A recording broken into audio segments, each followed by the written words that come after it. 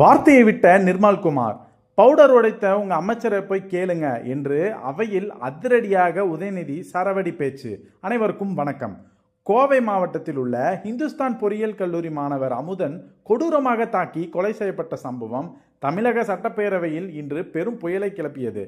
மாணவர் படுகொலை தொடர்பான விவரத்தை உடனடியாக அவையில் எழுப்பிய எதிர்க்கட்சி தலைவர் உதயநிதி ஸ்டாலின் தாவேகா அரசின் சட்டம் ஒழுங்கு சீர்குலைவை சுட்டிக்காட்டிருந்து மிக கடுமையாக குற்றச்சாட்டுகளை முன்வைத்தார்.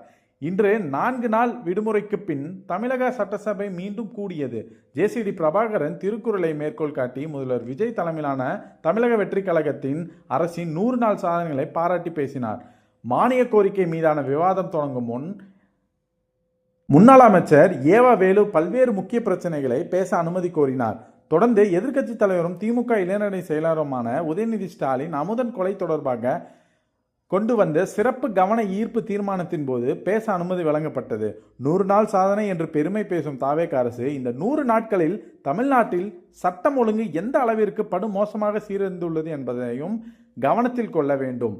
கல்லூரிகளில் போதைப் பொருள் பயன்பாட்டிற்கு எதிராக தீவிர விழிப்புணர்வு முகாம்களையும் மாணவர்களின் மத்தியிலான வன்முறையை தடுக்கும் முறையான ஆலோசனைகளும் தொடர்ந்து வழங்க வேண்டும் என்றும், கோவையில் ஒரு கல்லூரி மாணவர் கொடூரமாக அடித்துக் கொல்லப்பட்டுள்ள நிலையில் துறை சார்ந்த அமைச்சர் இதனையே ஏதோ ஒரு கோஷ்டிகளுக்கு இடையிலான மோதல் என மிக எளிமையாக கடந்து செல்லப்படுகிறது என்றும் குற்றம் சாட்டினார். இக்கொலை தொடர்பாக 17 வயது சிறுவன் உள்ளிட்ட கல்லூரி மாணவர்கள் கைது செய்யப்பட்டுள்ளனர்.